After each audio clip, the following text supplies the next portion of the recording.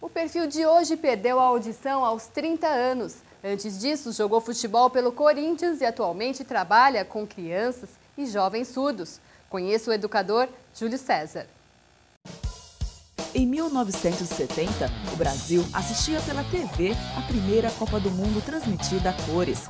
Uma seleção com Pelé e tantos outros craques que levou o tricampeonato mundial e definiu a vida de um menino. Eu nunca tinha ouvido falar em futebol, aí um dia eu vi meu pai pulando na sala, fui saber o que era, comecei a assistir e fiquei encantado com aquele time representado pelo goleiro Félix, né? Maravilhoso, aí o Brasil tricampeão do mundo, o Brasil inteiro em festa, e aquilo muito me marcou. E apesar de eu nunca ter dado um chute numa bola, eu disse ao meu pai, vou ser jogador de futebol. E deu certo. Em 1982 e 83, Júlio César de Souza foi bicampeão paulista pelo Corinthians e jogou ao lado de Sócrates, Vladimir, Casagrande e Birubiru.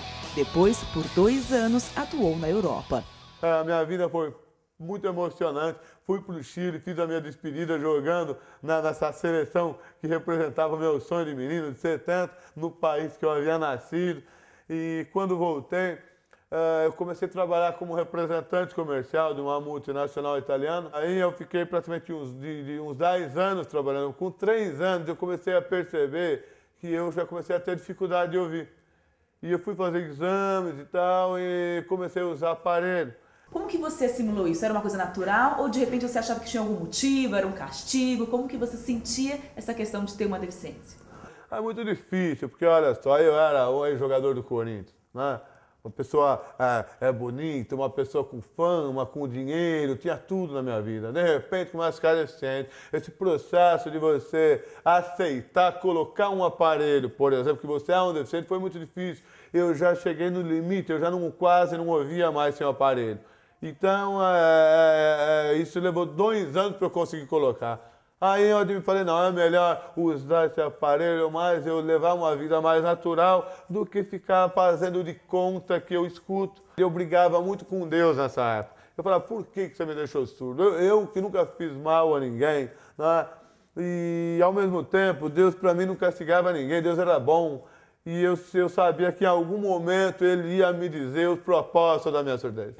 As respostas vieram com o tempo. Hoje, o ex-jogador que perdeu a audição por causa de uma calcificação excessiva no organismo, que provocou o endurecimento dos ossos do ouvido, reaprendeu a viver sem escutar. Mas não abandonou paixões da época de ouvinte. O violão, afinado com a ajuda do nosso assistente de câmera, é apenas um dos exemplos.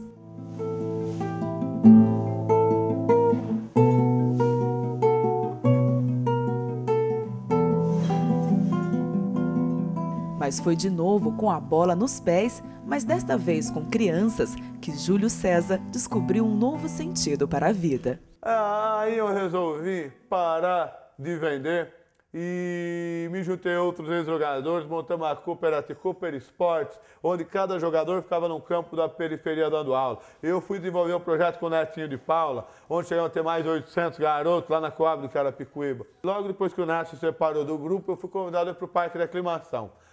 Quando eu cheguei no parque, teve uma reunião na prefeitura e a Marta Suplicy, os diretores vieram para mim e disseram, Júlio, nós gostaríamos que alguém aqui fizesse um projeto para criança deficiente.